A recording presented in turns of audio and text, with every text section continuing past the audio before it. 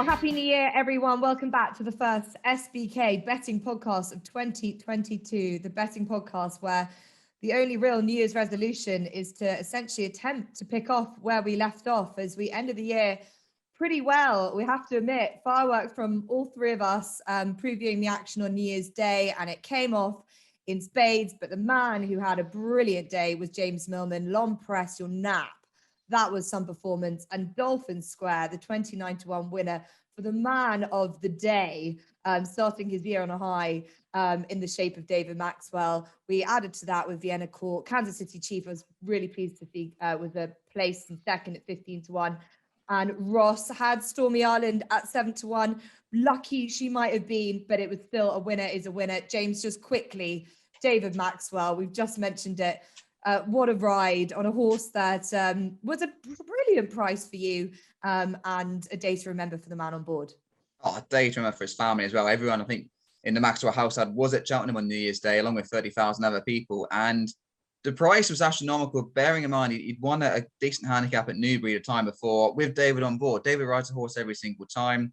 I think the defeat a couple of days ago at Doncaster probably stuck in people's minds a little bit, but you take that into account. And ironically, it was the two amateurs fighting out the finish, and you put up Kansas City Chief, again overpriced, because Vicky Mauser gets a great tune out of him. So I think sometimes when you're looking at jockeys in particular, perhaps the less fashionable names, and when we talk about the amateurs, if they ride the horse all the time, it's probably going to be the same performance as what they achieved the previous start. So if the combination is working out quite well, there's no reason to suddenly think they're going to produce a shocker. And that was a great race, and it was great to see.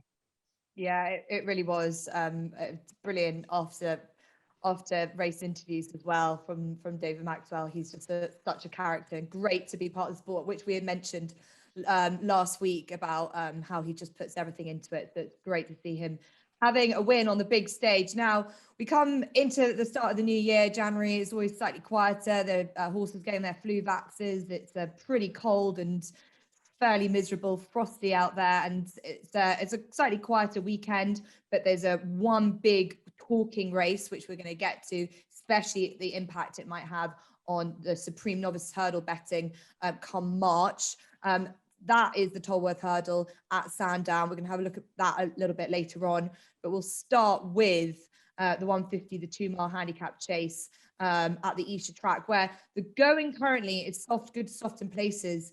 On the chase course, soft, heavy in places on the hurdle course.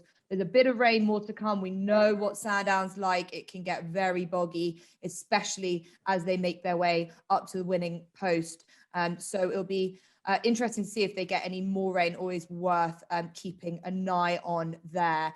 But this race, the 2-mile race that we'll start off with, Gunsight Ridge currently 13-8 favourite, Numitor 4-1, Moonlighter 6-1 with Up the Straight, and Bandora 9-1 with Monsieur Lecoq, and Paddy's Poem makes up the field, a small enough field at 13-1, and a couple of these races are small, just the 7.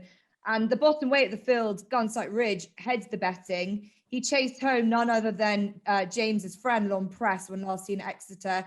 Has the form, James, but he's been beaten favourite on his last 4 starts. That is the issue with Gunsight Ridge. And I was at Exeter when Long Press beat him in the Handicap Chase, and then I saw Ollie Murphy before the race, and I said, "Oh, are you a little bit disappointed by the fact he keeps getting beaten?" And he said, "Yeah, because they think he's a really nice horse," and I think he's proved it. But he's a very weak finisher. Whether he's actually giving his all, he just doesn't find much of pressure. And over 2 mile at Aintree on his return, for me, he looked flat out the whole way, plugged on for and never near a third behind Dying Delarge. At Exeter, stepped up to 2-3 against a very good horse. We've seen what Long Press did at Ascot next time, and then Cheltenham on New Year's Day in the Dipper. That was a really good effort, and he deserves to be a short price favourite, but he keeps on being very short in the market. Look, no surprise if he wins, but I think you're brave if you can back him again. I quite like 2 from the Williams operations. Both Jane and Nick have got a runner. Moonlighter, he stopped a little bit quickly on both his starts this year, but he was running well behind Edda de Guy, at least at the final fence at Cheltenham last time. Handicap has dropped him £3. Harry Cobden was an eye-catching booking. And Monsieur Lecoq has got loads of form around Sandown on soft ground. Just got caught when Ross put him up by Amula Gold and Bridget Andrews at the start of the season. He's off the same marker, 1-3-2. I think both those two for Nick and Jane Williams, could easily beat our favourites. I'm not sure which one is the one to side with, so I'm going to split the stakes between the pair. I just think the favourite's vulnerable, and those two are an interesting little angle into a southern running contest, which does restrict our each way betting a little. Yeah, it's tricky this. I thought when I looked at Moonlighter, I thought the same as what you said about the favourite Gunsight Ridge finishing out his races was a problem. Obviously, wind surgery. I was just wondering whether that's actually worked, that solved its problem, especially the last time at Cheltenham. And Monsieur Lecoq returns to chasing. Slight concern about how disappointing he was last time out over hurdles, though. Yeah, I'm hoping it was switching back to hurdles. Lingfield can get pretty bottomless ground, especially on the hurdle track as well there. So I'm happy to give him purely because he's been a horse that I really liked in his younger days when Jess's sister Lizzie used to ride him. And I thought he could actually go quite a long way. His jumping didn't really stand up to the test.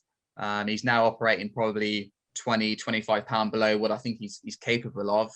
But that Ascot form showed he's got a win in him. Like I say, I'm not too sure. Both of them could disappoint, but on their day, both of them are certainly well enough handicapped to beat a weak finisher like Gunsight Ridge if he doesn't progress on his third start of the year. Yeah, Ross, I'll bring you in now. This is a really trappy contest. Obviously, we know Sandown. We've spoken about the jumping test that you need in a track like this. To be fair to Gunsight Ridge, he does jump very well, but as James said, just doesn't finish out his races. Is there anything in here or would you be in agreement with James that there's a horse in here that does finish out his races, does jump very well, and has the sort of good form coming into this race? Because I struggled to find one. Yeah, that was the tricky question, wasn't it? I mean, straight away, I want to get Gunsight Ridge opposed. I think he'll go off a short price because people will jump onto the fact that he only finished on the rating £7 inferior to L'Homme Presse, who's now 154, so he looks very well handicapped. But I think you've got to look back, and third in that race was Longshanks, and he's been beaten 50 plus lengths on his next start, and he's rated 113. So that for me is a concern. Ollie Murphy is one winner from 33 runners in the last 14 days. It's not alarm bells, but it's certainly not a positive. If the rain comes, I think Moonlighter is nicely handicapped now, and I do think he's ground dependent. He's run 3 times on heavy ground, and he's won twice, and he unseated Lizzie Kelly the other time, and he has good course form here. I thought it was a pretty decent run when he was 5th under 12 stone 2 in January last year, and then came back a month later and won off a mark of 144. He's now down to 141. So I'd give him a good chance if the rain comes. If it doesn't come, Numitor is a horse I like, but if it gets soft, he just finished very weakly over this course and distance last year off 4 and is now £4 higher.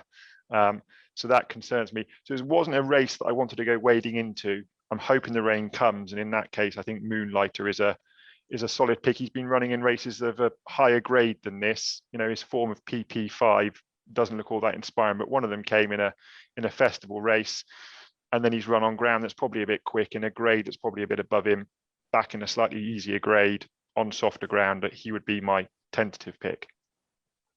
So both James and Ross have got big hopes for Moonlighter. I thought it was interesting. Tom Scudamore normally would ride Moonlighter, is actually chosen a horse that he also normally rides, Numitor, which I thought might be of a slight advantage when you're looking at this race. That's his selection. Although, as James has said, Harry Cobden is a very nice alternative. Numitor, for me, having had to give a good bit of weight away to Il Ridotto last time, well, he just did very little wrong, I thought. Hopefully they'll go out and try and make cool under Tom Scudamore. He's another horse to come down in grade, and I'll be hoping that the rain doesn't come on the other side of Ross and give him a good shout. But it seems like we're all against Gunsight Ridge, who just looks like a weak enough favourite for what is a trappy looking affair. We'll head to the Tolworth Novices Hurdle at 225. Now we're going to look at this race in context to the whole Supreme Novice Hurdle as a picture as we stand now at the beginning of January, because obviously this will and likely to have a bit of a bearing on the race. Constitution Hill, who's a very short price for this race on Saturday. He's as short as 4-1 for the Supreme in March after his scintillating performance on hurdles debut over course and distance. I must say, if any, got a bit of a word circulating around the Henderson Yard that this horse was a bit special before the race. He came in for some support before the off. I don't think anyone was expecting what he did, especially from the second last to the last. He needs to go back and back that up. The Tolworth in the past hasn't been a big indicator for the Supreme, although Somerville Boy did the job in 2018. So I'll come to you first, James, and we'll talk about this horse, Constitution Hill, what he's done already, and then your impression as a Supreme horse and what perhaps he might need to do to give you the confidence that he can step up and take on the best of Irish and UK come March. Yeah, look, you've summed it up well, and the fact that you can be more impressed by what he did at Sandown back on the 4th of December, 35 days before the Tolworth, because he initially went off 85 to 40. I know he was backed, but he wasn't like an odds-on absolute machine. That machine was going to be My Tai from the Fry stable, who went into the race with a pretty big reputation, and he just absolutely demolished him. The way he picked up, like you say, from the second last to last and just went away on the run to the line. Sandown's a stiff track. Horses are entitled to get a little bit tired on their first run of the season, and he just absolutely took off. I've not seen a horse do that Sandown for quite a while, so it was impressive. I think it's sensible really to go back to what you know. He's going back to Sandown again for the Tolworth, and the race is actually quite competitive. We've got Mystic Ash at 12 who are coming here and winning runs. I really like Shall We Have One More when Josh won him at Kempton. Josh couldn't pull him up. He just kept on going. I worry a steady-ish pace on a heavy ground won't suit him, but I think he's got an engine in Negotiating Colours. So it's a nice race, but what we saw was fantastic. The Supreme, however, it does look, as it always is, a very, very hot race. And in the yard, they've got their own expensive star in John Bon, who has been in messy races, but he's done absolutely nothing wrong at Newbury and Ascot, and he looks quite good. But I think those two's reputations have meant Sir Gerhard has been a little bit overlooked because you've only seen him once so far this campaign, but he won his maiden hurdle at Leopardstown impressively, beating Highland Charge by 8 lengths.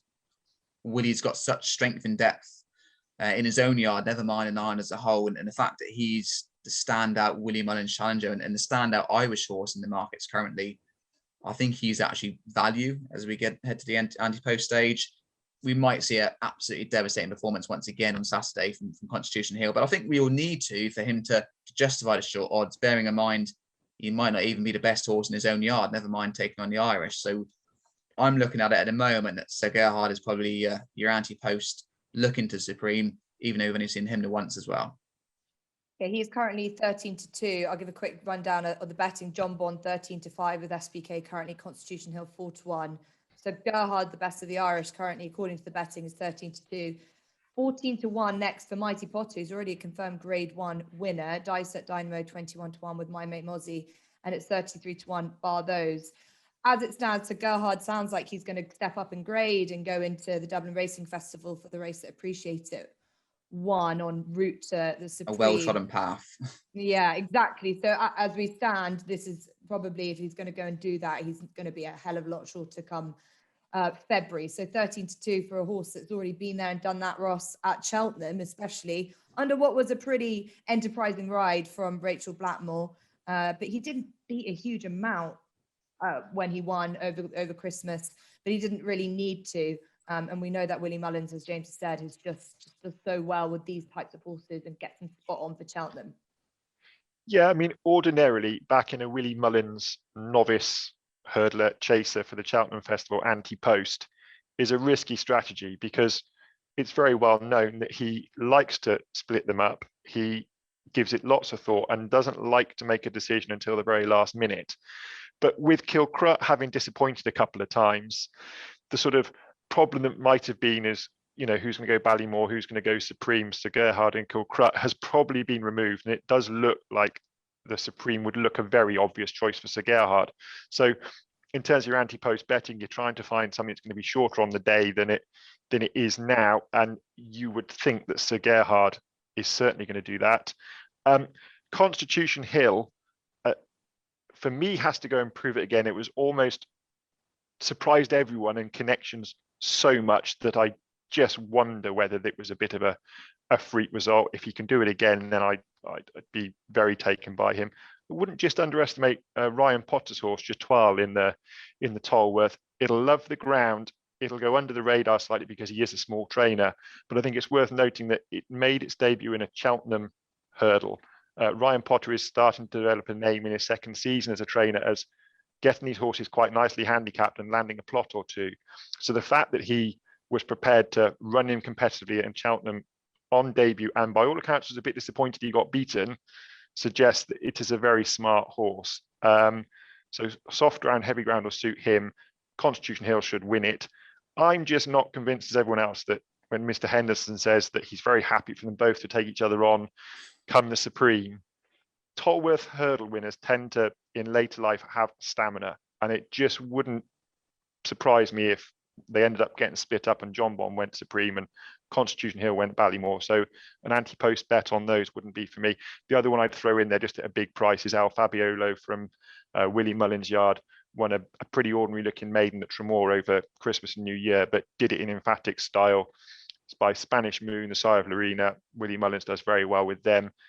You know, again, talking about having an anti-post bet that's going to shorten, Al Fabiolo will step up in grade now. If he was to improve on what he's done, he could be a lively outsider for the Supreme. Currently 21-1, and he won on New Year's Day, I think it was, at Tremor, in a race that Willie Mullins has done really well with. I think that's an excellent analogy of exactly how you've got to look at anti-post betting. What will shorten? Constitution Hill is already pretty short at 4-1 off the back of that run. As Ross has said, it's very much based on, can he go and do that again in a tougher assignment? I'm a fully signed up member of the Constitution Hill fan club. I think he can. And I think they knew he was good. It's just the fact that he doesn't clearly do a huge amount at home, which we all know is the best you want from a horse. Pretty lazy at home and does it all on the track. And the Nicky Henderson team have won this race in the past, won the Supreme in the past, the likes of Shishkin. And he looks, I love the way he jumps. I think he's so slick, whereas John Bon is still just a gangly looking horse that's just going to get better and better with time. So Constitution Hill, like to see him go and prove himself again on Saturday. And I'm going to throw in Far Out, our own horse, for the Supreme at 34-1. Another horse that I'm not sure if he'll get any shorter than that when come the Supreme, unless he runs another sort of place effort in at Leopardstown, the Dublin Racing Festival, which is where he'll go next. He's been fourth in one grade one. He's been third in another grade one. What I'm really liking about him is that he's showing that he is a strong stayer, which you need at Cheltenham, up that Cheltenham Hill. And I could see him hopefully just picking up some pieces and getting a placed effort as we're there for in the Supreme Novices Hurdle. So I like that that the trainer wants to aim him for that, and it's been a bit of a plan for a while now. So that is Far Out and Constitution Hill for me. But so Gerhard for James and Ross in what is a good race, this Tolworth Hurdle. And the betting has just got it all on one side. But as James has rightly pointed out, there are plenty of horses that come into this with good chances, and it'd be great for Ryan Potter, who is really finding his feet in the training ranks, to have a nice horse. And so we'll see how that pans out come 225 on Saturday. We'll head into the next race that we're going to really preview in terms of a betting heat, and that is the Veterans Handicap Chase over 3 mile at Sandown. 13 runners. Top weight and favourite is the class act in the field ace, so the 2-time graded winner, placed in 2 Ryanair chases. Handicapper hasn't been that forgiving, and he actually raced in £2 for a second to Black Lion in his first go in veteran company. But a great horse, I'll come to you first, James, to have in veteran company, because this is what it's all about. A horse that's, got to its best in better class, but still has the opportunity to run, albeit off big weight in races of this nature. Yeah, most definitely. And Venetia's won this race in the past. Oblin as a Bow, who was an old favourite, landed the 100 grand contest. And I don't think it's as good a race as perhaps it has been in the past. A lot of these are veterans that never really became household names. And Aso was the exception to the rule when he actually needed to drop when he ran the Paddy Power behind Midnight Shadow to actually become eligible for these veteran races, because they're 0 to 150 handicaps. And he was 153 at Cheltenham, and he actually got beat 17 lengths of Midnight Shadow. Handicapper dropped in 6, which I thought was very generous. Second to Black Lion off 147. may well have been disappointed. And you point out the £2 raise, but Black Lion absolutely bolted up in the last thing the other day at Haydock. He's now a stone higher off 145 than what he ran in at Haydock. So I think a £2 rise is fair on the back of what Black Lion did. Last year, he ran some cracking races. He was second at Warwick behind 2 for Gold. Only got beaten neck off 155. Second, the cloth cap at Kelso was still a good effort and not disgraced in some good races last season. So while he's 12-year-old, he's still not that far below his best, and he's miles better than all the others at his best. So I think Venetia would have targeted this from quite a way out. May have been disappointed he got beat at Haydock, but a £2 rise is actually pretty fair. And this is a nice prize. Of the others, I thought maybe Roland Dillon could go well at a price. This one had a nice spell point to point in and has been second in both the starts back under rules. So he was an interesting one. But normally we get a bigger field and some real world favourites. I was just lacking a little bit on that score. And I think ASO is one to be with. And Venetia, time and time again, the rain comes. Her chasers love these ground conditions in the yard and just having a fantastic campaign once again. Yeah, I was going to say they haven't stopped, have they, since day one? So for you, the £9 plus he has to give round all the way won't be too much of an ask in a weaker race. Yeah, I'm not actually worried, because whenever Venetia's been forced to run him into handicaps, he's been one of those kind of moonlight horses where he can run well in the open contest, but isn't quite good enough. And he also runs cracking races under big weights, whereas a lot of the horses, the opposition, they generally keep to a lower level. They keep to the slightly smaller tracks, and they wouldn't run in the top handicaps, even off relatively inflated marks. They don't even try it. So I just think he looks a real class angle for me, and quite a confident choice in the Veterans Chase this time around. Confidence behind ASO, who is 3-1, clear favourite at the moment for the Veterans Chase. The final nudge is 6-1, 8-1, Roland Dillon and Wandering Star. Sir Ivan, the King's Writ, Gwenkilly Burbus, all 11s. There's not much between a lot of them. Ross, probably based, as James quite said, we're not really sure if there's a horse in here that's, it's veterans by nature, is that they're probably slightly regressing. And they're trying to find an opportunity to give them that confidence boost back. And we saw See You at Midnight, who won this last year. That's exactly what happened. It was a wonderful performance. Can you see anything that might surprise you in a race like this? Because that's what often happens. No, I couldn't, in truth. I entirely agree with what James has said. ASO is the class horse of the race. Nothing else but him would have had aspirations of dining at the level that he has in the early part of his career. I'm just not entirely sure he is an out and out stayer at 3 miles on soft ground. I think against Black Line, it was class that got him to the line. He looked very weary. And I just wonder whether, if the rain comes, an old sort of grinder could perhaps just get the better of him under a big weight that he's got to carry. And as you said, they're all sort of on a bit of a retrieval mission, really, and hoping that dropping back into this sort of veteran class is going to allow them to be a bit more competitive. The one that I thought that didn't necessarily apply to was Final Nudge. He has pretty much maintained his form right the way through. In March, he was third off 134 in the Midlands National, and he came back with a really good seasonal debut. It's only gone up £3 for that, for winning at Warwick. And the third place, Head to the Stars, has won since and was quite impressive. I think this stiff track on softer ground is going to play more to his stamina. And for me, if you weren't back in ASO, the next obvious one was Final Nudge. And I just have that concern about a stiff 3 miles for ASO. Of the others, there wasn't really anything that jumped out. So wouldn't be as confident as James was with his selection, but for me, Final Nudge at a slightly bigger price. I thought he had enough going for him, and he's clearly been laid out for this race. Yeah, the Fergal O'Brien team have done wonders with him, really, since he's joined from David Dennis, and that was it was a really nice ride as well. He was sort of given plenty of time by Paddy Brennan just to weave his way and beat Fagan, and in what was another part of this veteran series. It's always a interesting one, trying to find a horse that might have a little edge, little tweak in them. James mentioned Roland Dillon, who was second over course and distance in an amateur jockey's handicap chase, where Ella Herbison was having her first ride in an amateur race. And I just thought there was plenty to like about that effort. But will be interesting to see how he fares back with Michael Nolan on board, who finished 4th on this horse in a cross-country race, albeit three years ago now, and has won on him as a novice. And James said at the top, how associations with horses can really help, and I think that might be interesting, them being brought back together.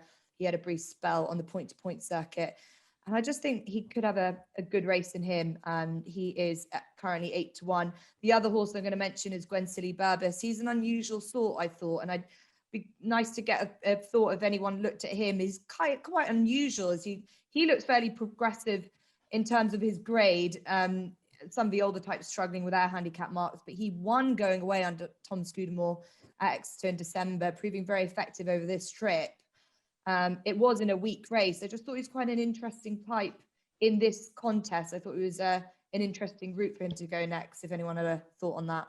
Yeah, well, I actually was covering Exeter when he won, and I just put down too high in the handicap because it was a valuable contest. He'd had 3 goes for David Pipe, 3 places where he'd run solidly, but didn't look particularly well treated off 1-2-2, and then went up to 1-2-5, went third to Wandering Star, and he was 25-1. So I just put, he'll run okay, but not figure. Yet he produced a stunning performance, and if that's to be believed in what was a really competitive race, I wouldn't rule him out. It's just he's looked so exposed. Why has he suddenly come good? But like I say, it was a really good effort last time. Yeah, I just thought he was interesting. Was that too good to be true or not? Or have they worked out some key to him? So splitting my stakes between Gwensily Burbus and Roland Dillon for this one, which is always a great race, and always nice to see the veterans strutting their stuff. So we'll head in now to the final race that we're going to preview, which is one race over at Wincanton. And this is the 3:15, the Kingwell Lodge Handicap Chase. And it will see the reappearance of Stolen Silver, who's really having a massive drop in grade, really. Monde d'Avalor has not been seen for 455 days. He's sort of the next best in terms of the betting. Killer Clown, Slate House, it's a small enough field. I'll come to James, I'll come to Ross. I'll come to you first and have a chat about this, because Stolen Silver looks to me that this is a great opportunity for horse who's miles better than a lot of these. Yeah, he looks certainly as good as any of these, but the thing he has got going for him is he hasn't got as many questions to answer as all of the rest of these, really. I thought it was a good run in the Henry VIII last time, probably not quite up to that grade, and certainly not up to that grade over 2 miles. So I think stepping back up in trip in an easier grade, I thought a mark of 145 looked very fair, because the others have got an awful lot of questions. You could make an argument, and I love to make an argument for an outsider, as you know. Slate House, his last meaningful piece of form was in this race last year, and that came off a mark of 150, and he finished third, and having made a bad mistake at the last, he's now down to 136, and the blinkers are reached for. But you're basically, if you're picking him, you're putting it all on the fact that blinkers are going to revive him, because he just doesn't look the horse he was. And he has had this profile. He's clearly been very difficult to train, and maybe those issues are catching up with him once for all. Killer Clown was hugely hyped after winning last year at Kempton, but I think people miss the fact that came off a mark of 123, and he's coming down the handicap, but he's still on 138. And the concern is he appears to be finishing very weakly. And then Monde d'Avalon is a really smart horse, but he's mad. He will rip the arms of the jockey out on Saturday, having been off. He can be a bit of a sketchy jumper. I would think they'll be looking to get a safe trip home with him when the ground comes softer, because the ground's not going to be that soft at Wincanton, I can't think. He'd be one to follow going forward, because he's clearly got ability, but first run back, he wouldn't be for me. So by virtue of elimination, as much as anything, Stolen Silver for me is a confident pick. Of all the horses that would come second best to Stolen Silver, I didn't think Slate House would be the one, but we like the slightly off the wall suggestions, as you say. Blinkers reached back over fences to try and revive him, but I just thought, James, that this was a no-brainer. Stolen Silver, he just looks far too good, and Jack Tudor taking £3 off, that's a plus as well. Yeah, the opposition looks like Ross says, and he's gone through them all, big question marks against them. Good luck, Bryony, on Mont de Lavallois, because he will be keen, and he hasn't run for a while. Wincanton takes some jumping. He's dangerous because the only question mark you've got, if you are going to all go in with Stolen Silver, is 2.5. He perhaps is better at the minimum trip, and he got outstayed by Pink Legend at Bangor last season, but you'd be surprised against this opposition. His class should show him through. And Edwardstone, just mention him quickly. I was really impressed by him when he went on to win at Kempton. I think we've actually got a proper Arkle horse in the UK for Alan King. So that was no disgrace coming fourth to him off levels in the Henry VIII last time. So yeah, Stolen Silver for me. But it's just a race where process elimination means we've got to go to top weight. Yeah, absolutely. 15-8, I think currently right now is a good price, about a horse that I'd imagine will be a lot shorter before the off. So quite a comprehensive belief behind Stolen Silver for our final race that we're previewing for this weekend, our first preview show for 2022. We'll head, as we always do, around for naps and next bests. And so I'll start with you first, Ross. So the nap is Stolen Silver. I think he's a very, very solid selection. I think he's got very little going against him. Jack Tudor's a fine rider, so he'd be a confident nap. And then the next best, by virtue of price, really was Moonlighter. I'm hoping the rain comes, and I don't think his back form is as bad as it appears. So 8-1, I think he would be my next best. Brilliant. And James? ASO is a nap at the weekend. We're going to keep it in-house with Venetia Williams. Ross has just put a little niggling doubt in my mind about the 3 mile up that stiff finish, but I think it's class in a race which isn't quite as good as the recent renewals of the Veteran Series for me. I think it will tell, and then he was just outstayed by Black Lion last time, but that horse is going to do good things. I do think ASO's got an absolutely fantastic chance. And next best, I'm going to reverse it with Ross. Stolen Silver is the next best. For me, put them both in a double. I think it's a nice option for Saturday's action. Yeah, and I'm just going to add a third line into that with Stolen Silver. I don't actually think that we've had a situation where we've all agreed on one horse, but he's going to have to do the job for us to prove our confidence. But he's my nap, Stolen Silver. I'm going to take Ross on with Moonlighter and go for Numitor. I don't want the rain to come. Ross does. I don't think James does for ASO. So we'll be watching it with fine eyes over the next couple of days. But a comprehensive support behind Sam Thomas's Stolen Silver for the first podcast of 2022. But a slightly depleted look to the fields for this weekend, but plenty to keep our eyes on in terms of the potential that we'll have, especially looking ahead for the Cheltenham Festival, which will be ticking down towards over the coming months. So that Tolworth Hurdle will be fascinating. So as ever, thank you very much for joining us. Before I go, would love to say, very delighted to say that SBK are the new sponsors of the Grade 1 Clarence House Chase at Ascot. And that, if anything, bar Cheltenham, is going to be potentially the most mouth-watering clash between Shishkin and Energumene. Energumene looks like he's going to make his way over to the UK. Shishkin, as Nicky Henderson does like to do, is not putting all his eggs in one basket with that. He might go to the Game Spirit, but we hope he will make his presence in this SBK Clarence House Chase. And SBK have plenty of tickets that they are giving away. So please head over to the SBK Twitter page to find out more details on how you could win tickets to attend Ascot on Saturday, 22nd of January. So that's not too far away. So plenty to look forward to. So that's all from us for this week. And I hope that we found a couple more winners for you to start your 2022 off well. Remember to like, to subscribe, and we'll be back with you again next week.